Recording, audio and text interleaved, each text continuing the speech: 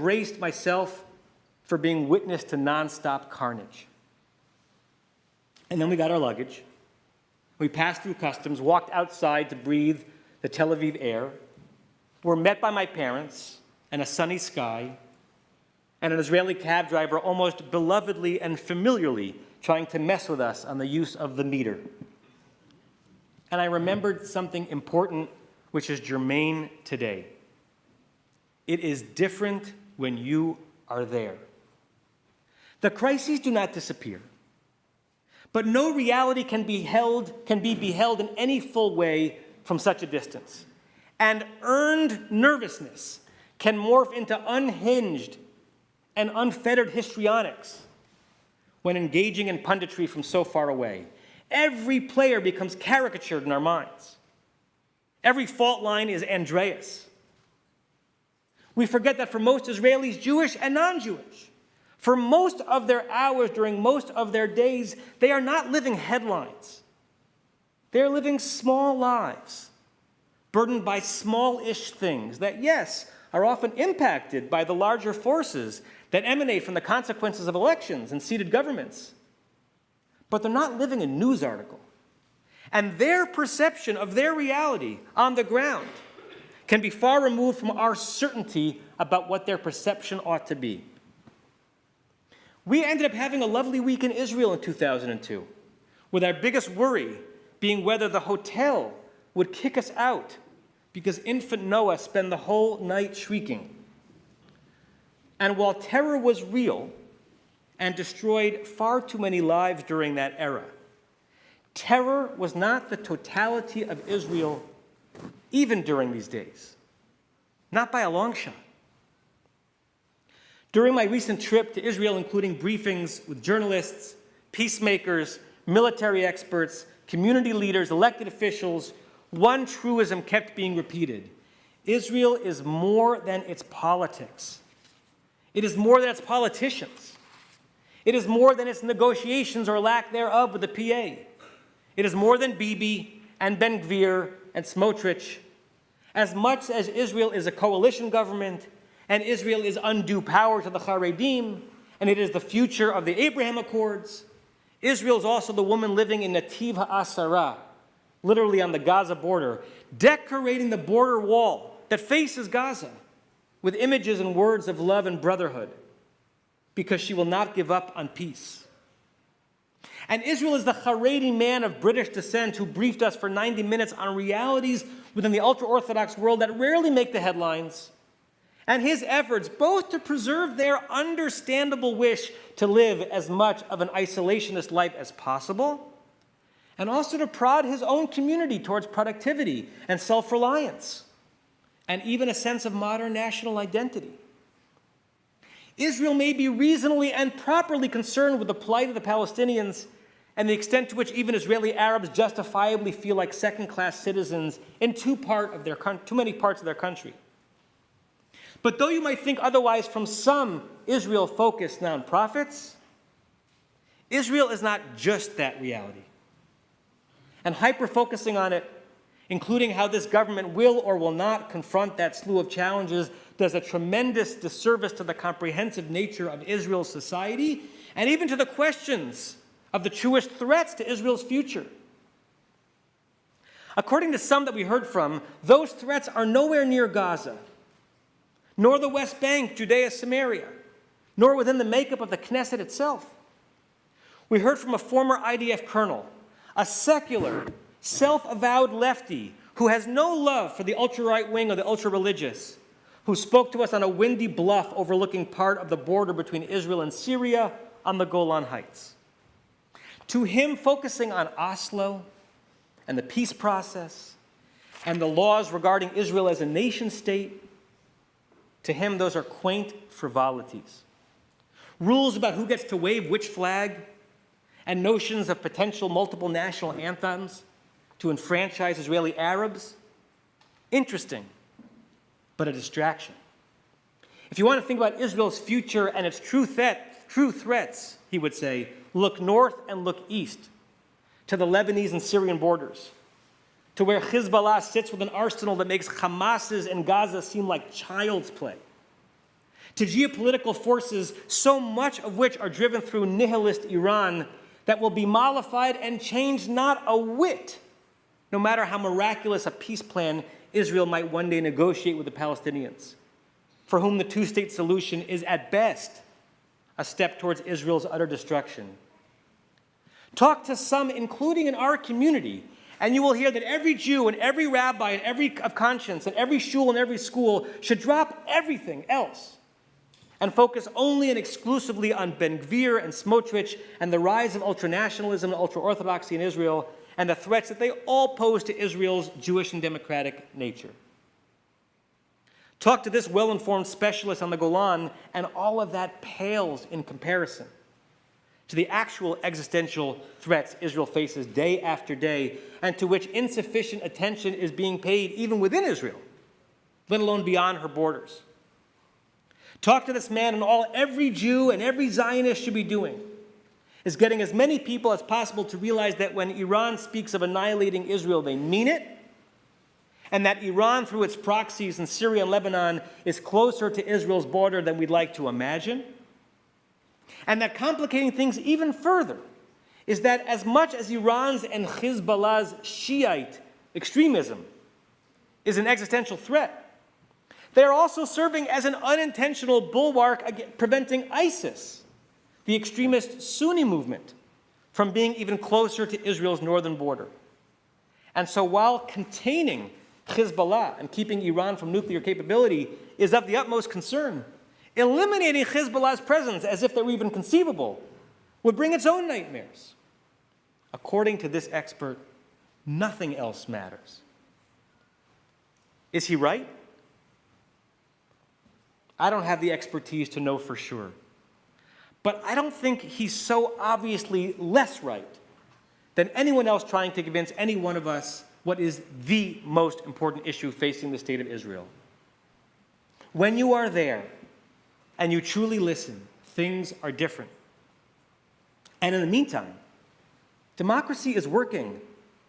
Not perfectly, by any means, not here either. But given the terrain, the region, the pressures at play, and the reasons for it to utterly fail, democracy, where we trust and accept the outcome of fair elections, even when the results are painful to us, it's working magnificently. People in Israel are voting and living their lives, and then based on where they plot themselves in the world of ideas, they are protesting and advocating and organizing and planning already. Planning their next vote to make their lives and others' lives better and more safe and more free. This is a triumph, one for which I will continue to pray, lustily and without hesitation. And as I pray, I will thrill at the luxury and the historical wonder that had infinitesimal chances of ever coming to being, the luxury of being upset. The luxury of wishing a better or kinder or more ethical Jewish government were in power in Israel. How many centuries our people would have given everything they had to live in this, even this, especially this Jewish moment? This fraught moment is to me the definition of the pleasure and the burden of Jewish sovereignty. Being able to be angry at this temporary representation of Israeli leadership and then working towards a better one that more represents your or my or our values. Some of the hand-wringing is sensible. There are real dangers lurking as a result of this election and every election, related to the authority and independence of the judiciary in Israel, and related to which Jews have full access to the Jewish state, and related to which parts of Israel's robust but imperfect democracy will be tested.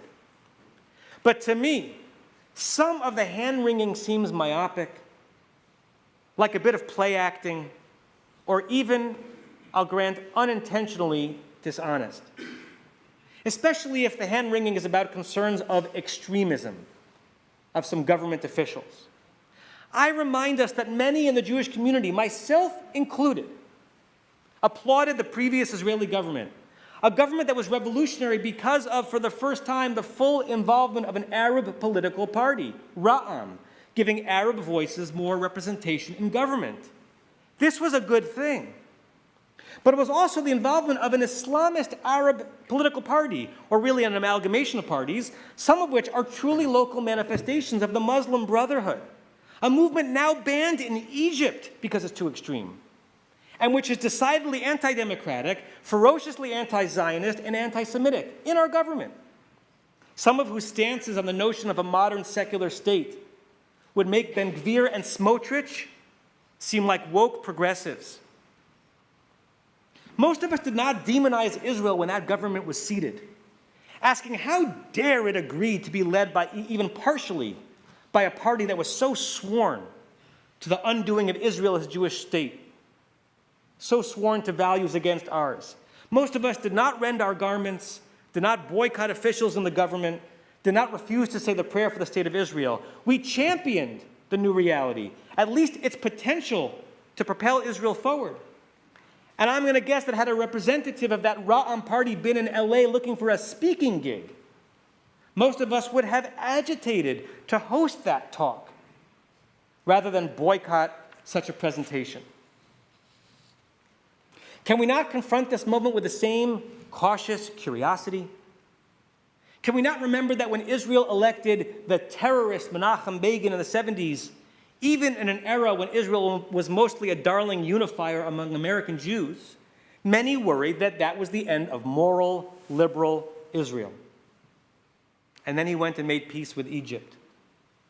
Can we not remember that when Ariel Sharon, whom some considered the butcher of Lebanon, and even a war criminal for his military engagements and decisions during the Lebanon War, when he was elected prime minister, Chicken Littles all around were prophesying again the end of a good and a peace-loving Israel that we could defend. And then he went and infuriated the Israeli right wing by disengaging from Gaza and handing Jewish homes and towns and farms over to Palestinians, hoping they would make of it a Riviera. Can we import some of that perspective into this moment and allow ourselves to breathe and read and think and try to escape some of the confirmation bias that assumes from the beginning that everything this government will do will be unremittingly and irredeemably evil? Can't we at least pray that Israel will surprise us? And can't we believe it to be possible? I once had an unexpected and challenging moment preparing for a conversion Beit Din. On this Beit Din was a colleague who was suspicious of Zionism and Jewish nationalism itself. I love this colleague, though we diverge dramatically when it comes to the meaning of Israel in the life of a Jew. Now, in the standard conservative movement conversion procedure, teaching about Israel and Zionism is central to the curriculum. And the final declaration that a conversion candidate must utter before the Beit Din includes saying that he or she will commit, as part of a life of Jewish observance, to, quote, identifying with the state of Israel, the Jewish homeland, the center of Jewish hopes and aspirations. I have had candidates say that line numerous times without giving it a second thought. This colleague challenged me. He said, we in the conservative movement argue for the original and rather liberal Talmudic understanding of conversion, pushing against some streams of orthodoxy that to us seem to require too high of a standard of promised observance just to get in the door. Why would we add to the conversion process an ideological commitment that could not possibly have been envisioned by our great Talmudic sages? Who said that to be a Jew requires being a Zionist? Would we not consider, say, Satmar Hasidim, who are fanatically anti-Zionist, to be Jewish? It was an important and healthy challenge. I responded then that while, of course, it is the case that in original Jewish law from thousands of years ago, Zionism was not a prerequisite for converting to Judaism, and while, of course, it's the case that I would never question the Jewish identity of a Hasidic or non-Hasidic, for that matter, person who was not a Zionist, it's also the case, at least to this Jew and this rabbi, that I have no interest in bringing newly into the fold a Jew who does not embrace in some meaningful way the state of Israel's messy and extraordinary fulfillment of millennia of Jewish longing for Jewish life and Jewish self-determination in this land. I have no interest in putting my name on a conversion document for someone who will take this new Jewish identity and wield it against the state of Israel, writ large. Wield it to prod Israel, to live up yet more to its own lofty ideals, of course, but in such a way that recognizes that Israel's existence in the world and in the Jewish consciousness is a good thing, something worth defending, something worth praying for. It's Parshat Shmot. It is Israel under brutal oppression, longing for freedom and a land of their own. And it's also Moshe, a reluctant leader, confronting the Holy One at the bush that refused to be devoured. Rabbi Samson Raphael Hirsch, the great 19th century leader of German Orthodoxy, has a fascinating take on one verse that seems to push Moshe in two opposite directions. Standing at the bush, God tells him two things. Number one, Al tikrav halom. Do not get any closer. This is hot. This is dangerous. Keep your distance. And then, shal na'alecha miyal raglecha. Take your shoes off your feet. Rabbi Hirsch, for him, this second instruction is an invitation to intimacy, to get closer. Take off your shoes. Get comfortable. He connects it to the way the Kohanim will serve in the temple one day, barefoot, with no chatzitza, no barrier between them and the holy territory on which they tread. If they're going to serve, they need to not be afraid to get down and dirty, to get closer, no matter how charged, no matter how potentially dangerous holiness can be. I'd like all of us to see ourselves as Moshe right now, gazing into an entity, a state, an idea that at times seems to be aflame, dangerously on fire, and that also refuses to dissipate, refuses to go away. We can step back on occasion to give ourselves a break from the heat and perhaps to gain perspective. It's hard to maintain the outrage and the anger and the hopes and dreams without interruption. But then, like Moshe, let us step forward, take off our formal garb, get close to the very thing which seems to be self-immolating, but which actually is sustainable and which perseveres, because on some level it is holy, and because it simply must, because the alternative would be catastrophic, as our people have known all too well. For that lowly bush, both aflame and standing firm, can we not pray? I received a lot of emails this week. The email I received that made me most emotional came from an unexpected source. A Temple Beth Am member emailed me and asked me and the other clergy to see if we could produce a letter affirming this person's Jewish identity. Why? Because this person was strongly considering declaring Aliyah. I was surprised for a variety of reasons. For one, for what I know of this person's family, they and their children were not about to get on a plane and move to Israel. So why declare Aliyah, especially now? And secondly, given my reasonable assumptions of where this person stands on many issues, I would have thought that the current Israeli moment and government might have given this person, if anything, more pause about ever moving to Israel, as the person imagines in what way they might or might not be embraced by Israel's current and evolving society. So I was confused, and I asked, and the member's response overwhelmed me. Here's some of it, in quotes. I've just been thinking about this for a while, and the most recent elections have convinced me that I want to have more scratch in the game, with more trips to Israel in my future. And while I can't give them credit for the long gestating desire, I suppose the election results might have lit a fire under me. I am so moved that standing before the bush, as it were, this person is choosing to draw close. This person, I now know from some follow-up exchanges, is indeed worried about the results of this election, does indeed find some of the people leading Israel to be hard to defend, has real concerns about Israel's treatment of Arabs, Israel's treatment of the notion of Palestinian statehood, and of non-Orthodox Jews and other vulnerable people in a society.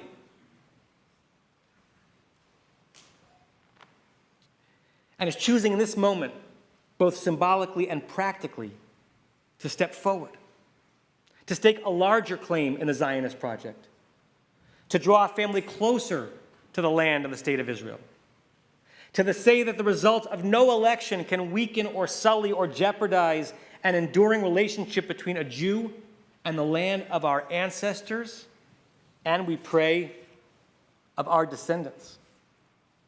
This person sees the fire and wants to be closer to it, to help harness it into light and warmth and the brightest future possible for our people. Yes, I will pray for that. Shabbat Shalom.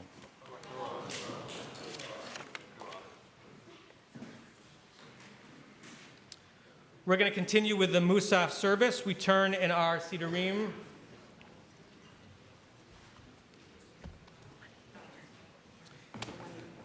Page 184. Please rise for the Chatzi Kaddish as Maya leads us in Musaf.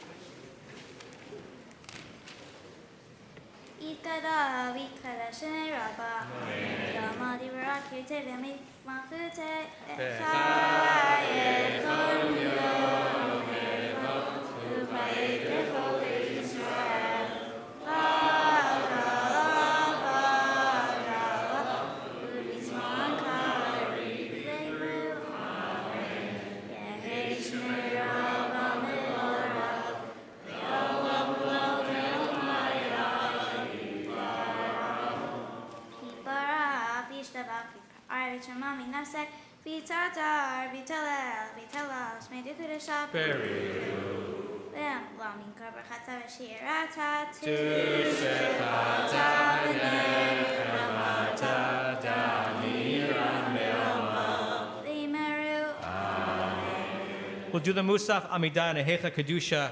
Maya will begin on page 185, or if you're following at home from different Sidurim, 156 in the Slim Shalom, 430 in the Sim Shalom.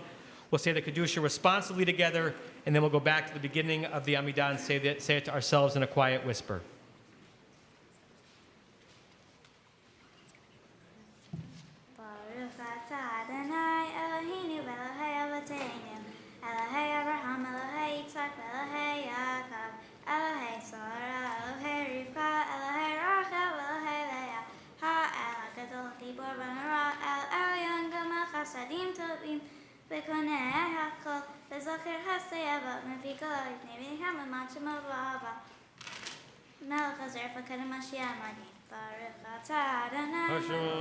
Magin Abraham, Faketara.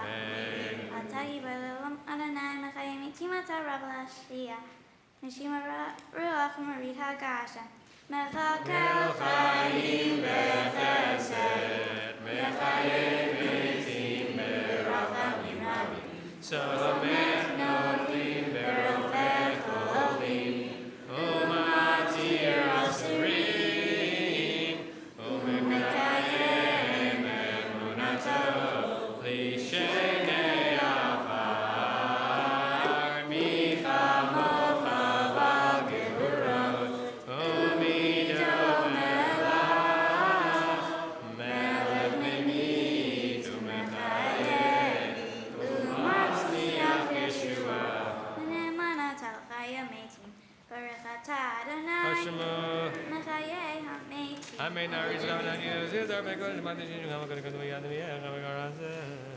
Na'aritzcha v'natishcha kesotziach sarvei kodesh hamakdishim shimcha b'kodesh kakatuv al-yad v'yecha v'kara zeh ve'amar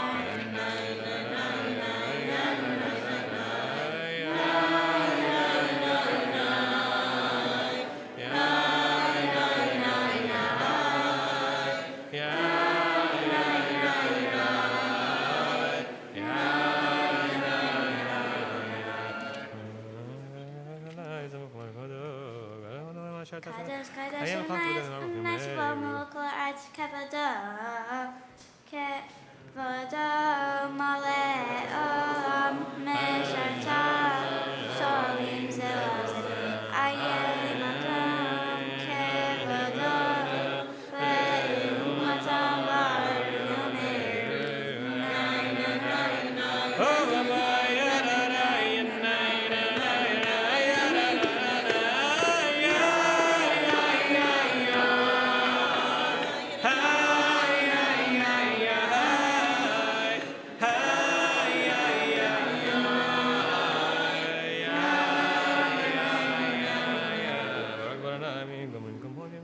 יחד אחדים שלו, עונני במים יבשם אומרים. מי מקמה, ויפן ברחמים, ויחד עם יחד עם שמו, ערב הבוקר, בכל יום תמיד, המים באהבה. שמע ישראל אדוני, אלוהינו אדוני אחד, הוא אלוהינו מלכים, ומלכים ראשי וראשי,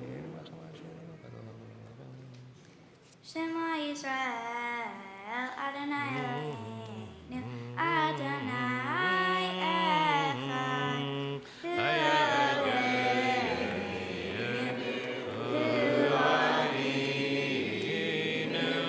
Hu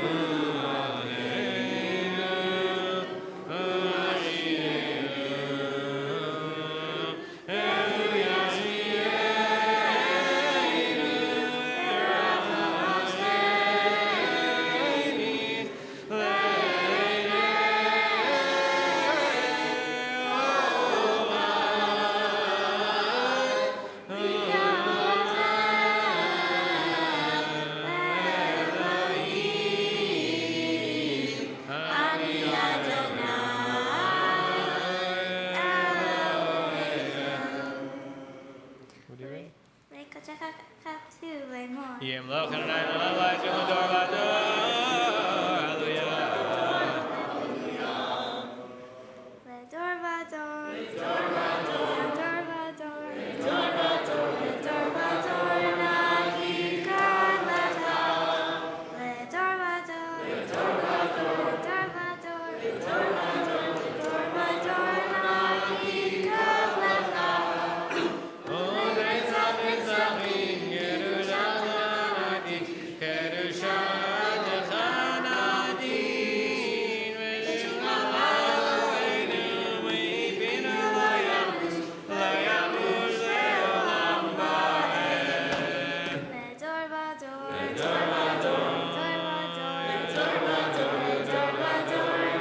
Ki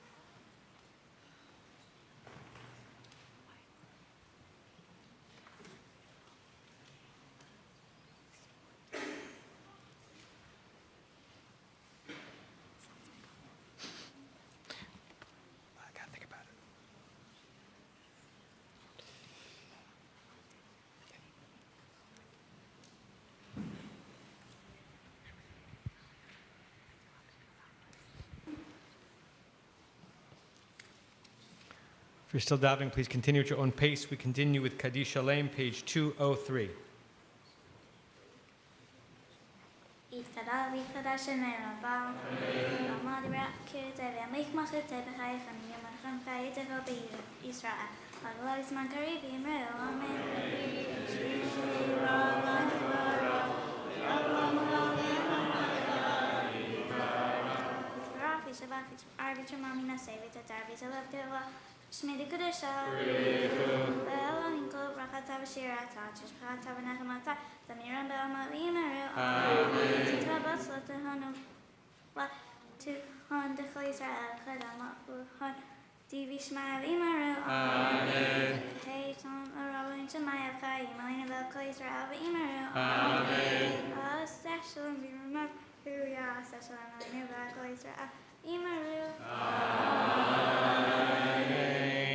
We are seated for Ein Keloheinu, page 204.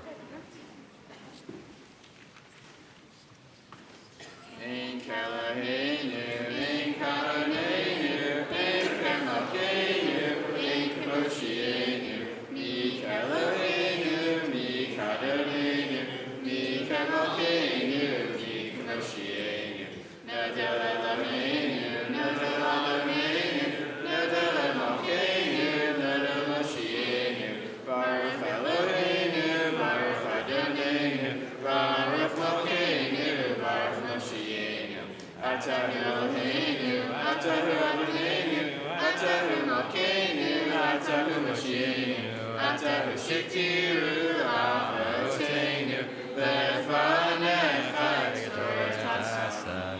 We rise for Aleinu. We invite Maya and all of her friends who are in the room. Come up and help lead Aleinu. That means moving from your seat to the bima. Join Maya on that side of the shulchan facing the ark.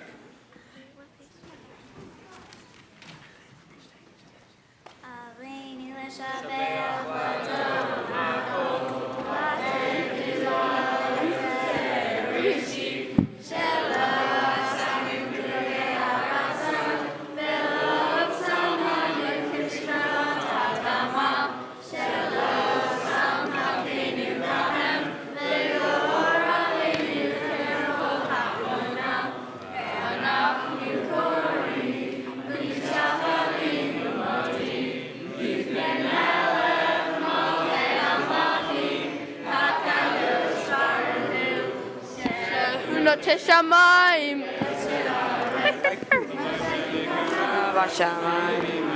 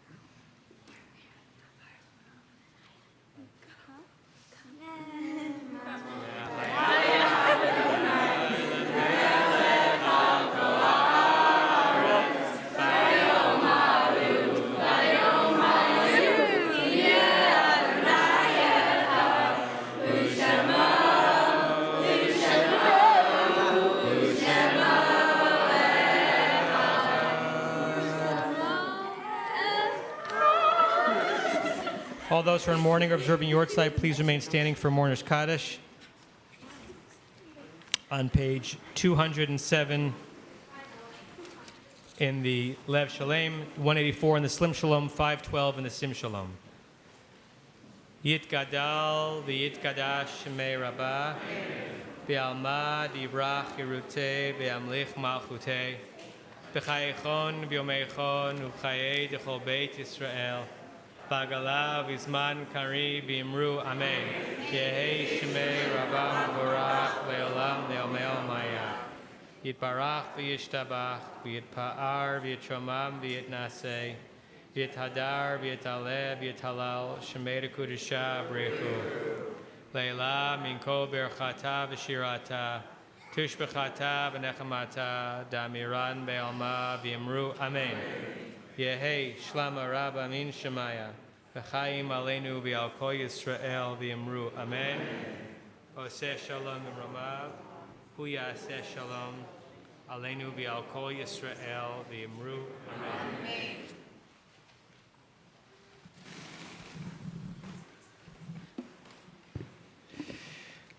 Maya, Shabbat Shalom and Mazel Tov and Yasher Koach. I hope that you're feeling as filled up as we're all feeling from having witnessed this morning. And I want to say some things that I find special about you and connect it to the Torah, which is how I look through almost every moment of my life. First of all, I love, and I could spend all day listening to you laying a Zakif Gadol Trop in Torah Trop, because you linger on it, and you learned it beautifully from Robert, but you had one aliyah where you had like 5 and like 3 verses, and it was great. I was with you on every one of those notes, and you took it very seriously. And I also want to thank you for agreeing to replace me in all future B'nai Mitzvah run-through in teaching B'nai Mitzvah students how to deliver their drash slow and clear, because now I can go do something else because you can deliver that lesson probably even better than I can. You had us perfectly paying attention to you. I love watching you in Israel and being with your friends and members of your family and taking in some of what I was talking about in the sermon and having it become a place that is significant to you. I love watching you with your family and the very clear, loving relationships you have with your siblings and your parents, right? I know from the outside we don't see everything, but it's clear that there is beauty there, and that's part of who you are, and that will continue as you grow older, we hope and pray. I also love and admire observing in you your amazing memory, as was discussed before. You even remember what you had for dinner the night that I met with Olivia for her year-out meeting for her bat mitzvah, right? Meatballs, apparently. Impossible meatballs. No, just kidding. And that serves you well because it means you can dip back into time and connect moments to one another, and that's really a wonderful thing just to observe. But mostly I like observing how selfless you are and how you give of yourself to others and how much you are involved in moments with other people, not what you can get from them, but you're trying to think about what they can get from you. Whether it's your thoughts and some of your activities to help the unhoused people in our community, you draw towards people when you've sensed that they're sad or lonely, wondering if you can help them feel a little bit better, helping people with their homework. Right? I'm sure you have needs too, every person does. But you think and act in such a way that makes it seem like you're not just interested in other people because they can do something for you, but because you believe in establishing that relationship. And on that note, I want to connect it to one of the opening lines of the parsha that you read that I've been thinking about all week, and that asks the question why we learn at the beginning of Parshat Shemot all the names of the people who came down to Egypt at the end of the book of Breshit. Because many commentators ask, we already know their names. We've heard them all. Why count them again? And Rashi famously says this is to teach us God's love and the way that God loved the children of Jacob, the children of Israel. Not just counting them when they were alive and present and therefore could serve God and worship God and say beautiful things about God, but even when they're gone, and they can no longer be directly helpful to God because lo hameti hallelujah, those who are dead no longer can praise God. God says, I'm still going to count them and count them as being dear to me because they're significant to me. That's a divine way of interacting with others. That's a divine way of loving someone not just because you can get something from them, but loving more based on what the relationship has meant to you and what you can offer. That's the kind of love and connection that can last a long time. And I also hope, Maya, that you end up feeling that way about this day. On some level, I know it makes sense that one of the reasons you worked so hard to become bat mitzvah is for what you would gain from it. You would gain pride in yourself, and you would gain candy, and you would gain a great party, and you would gain some gifts. That's wonderful. There's nothing wrong with that. But the question is, moving forward, how can you relate to your Judaism and to Torah and to Israel, not based on what you can get out of it, but because the relationship matters. Right? And shul matters. And Jewish community matters. And it matters even if you're not deriving something directly from it that day. So I want to bless you, as your parents have blessed you, with a long and healthy future of caring for others, of being involved in a life of Torah and a life of Judaism, on the days where you're benefiting from it, on the days where you're giving to it, and giving us all the great pleasure of watching you continue to grow and evolve and mature. We're very, very proud of you. Wish you a mazel tov. And I want to call upon the immediate past president of Temple Beth Am, Stuart Talkner, back off the bench to share some gifts and some words.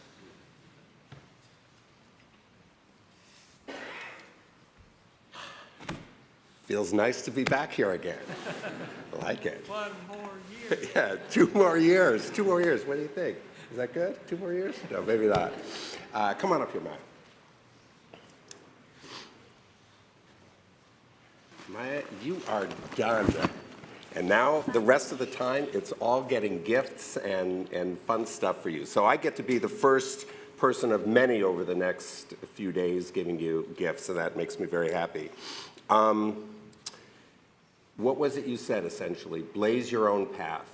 Don't just be a follower. Be a leader. Do what is right.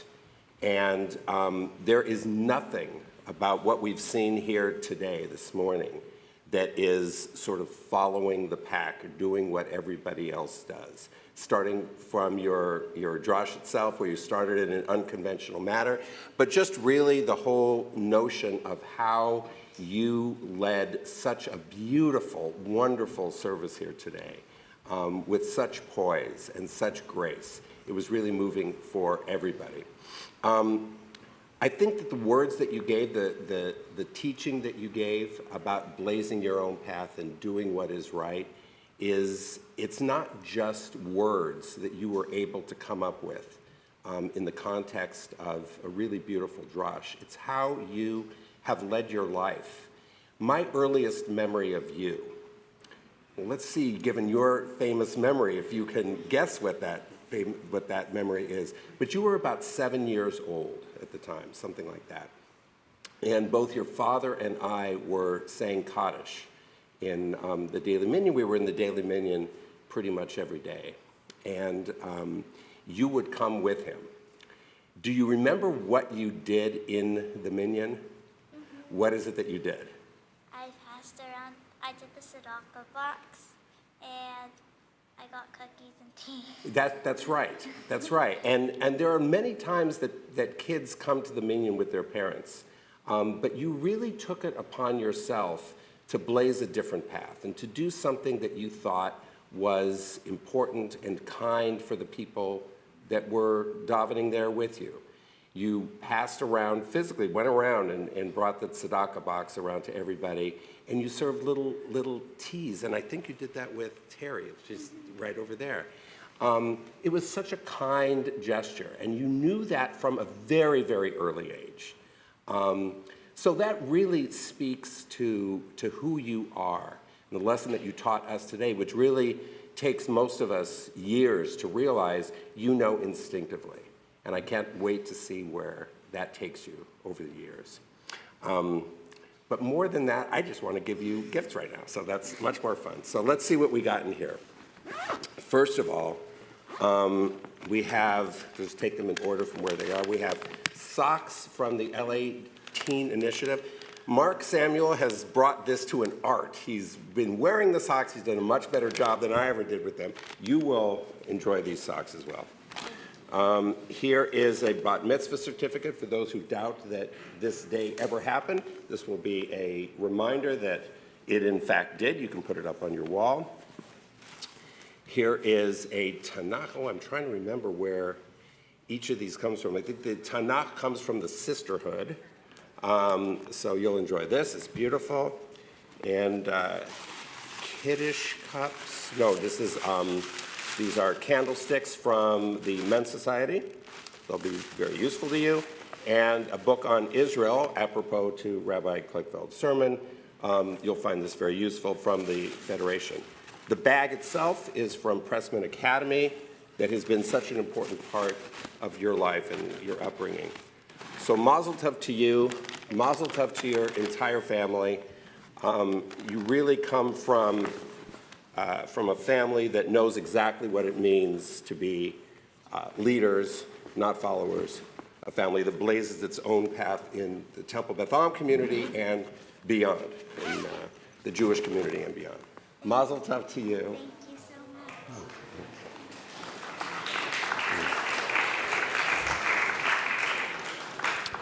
In just a moment, we're going to have Maya come up one more time to lead Adon Olam on page 211 in Lev Shalem.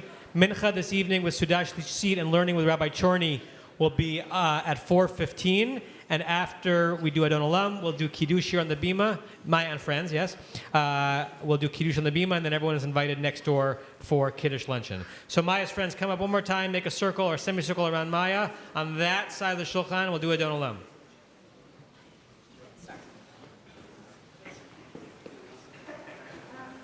Adon Olam, Hashem Olam, B'Terem Kol, B'Tzivim Ra, B'Yasar, B'Chesed Azan Melech Shemo Yikra Adon Olam, B'Hakarei Yimot HaKol, Le'Gadol Yimloch Nara Adon Olam, Le'Hu Hayam, Le'Hu Omer,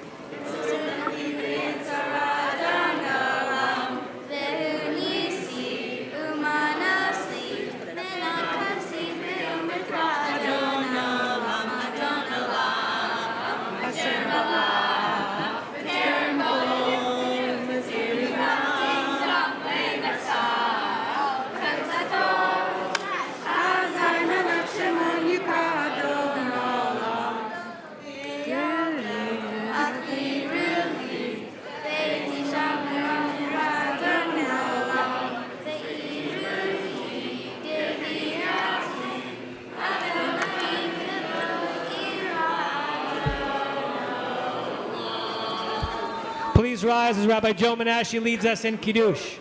V'shamre b'nei Yisrael et hashamayim la'asot et hashamayim v'yotam berita olayim re'ini u're'nei Yisrael oti le'olam ki sheshet yamim asa Adonai et hashamayim ve'et ha'aretz u'b'yom ha'shvi'i Shabbat v'inafash Aken barach Adonai Yom HaShabbat v'yikasheu sabri Baruch atah Adonai Eloheinu melech haolam borei pri hagafen. You're going to dry them with this and say the blessing. After me. Baruch atah Adonai Eloheinu melech haolam asher kitshanu mitzvot v'tivanu al natilat yadayim. Baruch atah Adonai Eloheinu melech haolam hamotzi lechem min haaretz.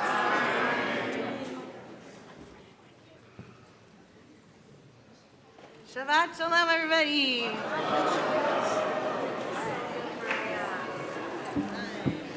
Shabbat shalom. Shabbat shalom.